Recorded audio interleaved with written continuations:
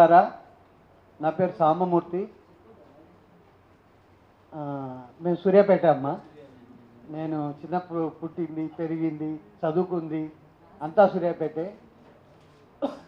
సూర్యాపేట నుంచి హైదరాబాద్ వచ్చి మళ్ళీ సూర్యాపేట రాలేని పరిస్థితుల్లోకి వెళ్ళిపోయినాము.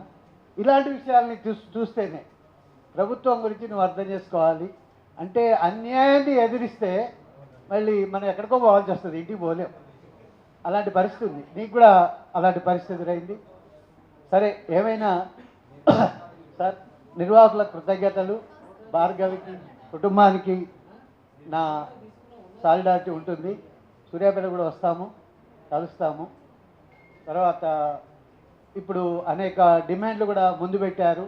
వాటన్నిటిని కూడా నేను కూడా సపోర్ట్ చేస్తున్నాను. మిమ్మల్ని అందరినీ కూడా నా విజ్ఞప్తి ఒకటే, వాడు చీలుస్తున్నాడు, మనం కలవాలా.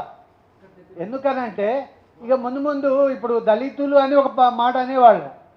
అసలు మేము చదువుకున్న రోజుల్లో మరి చాలా ఐక్యత ఉండేది. ఇప్పుడు ఆ ఐక్యత అనేది తగ్గుతున్నది. అక్షరాలు, ఇంగ్లీష్ అక్షరాలు కూడా చదవాల్సి రావచ్చు. అంటే అపార్థం చేసుకోవద్దు, దాన్ని ఇంకో రకంగా ఇంటర్ప్రిట్ చేయొద్దు.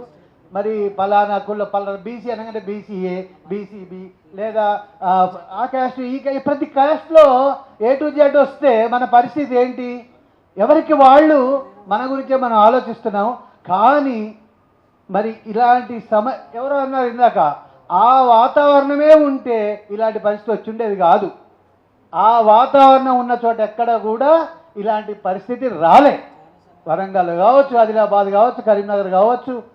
కానీ ఇప్పుడు అది ఆ వాతావరణం తగ్గినందువల్ల లేదా కులాలు మతాలుగా మనం విడిపోయినందువల్ల ఆ పరిస్థితి వస్తుంది. సరే, అట్లని మనము ఇప్పుడున్న చట్టాల ప్రకారం మీరన్నీ డిమాండ్లు ఫ్రేమ్ చేశారు, ఆ డిమాండ్లకు కొట్లాడదాము.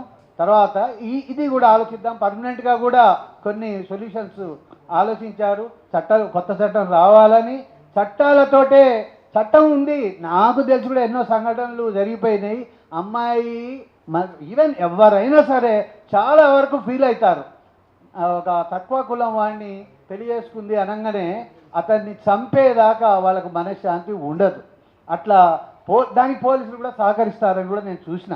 ఎందుకంటే పోలీసులు ఏదో చెప్పి రప్పిస్తారు, తల్లిదండ్రుల ఇంటికి అమ్మాయిని పంపిస్తారు.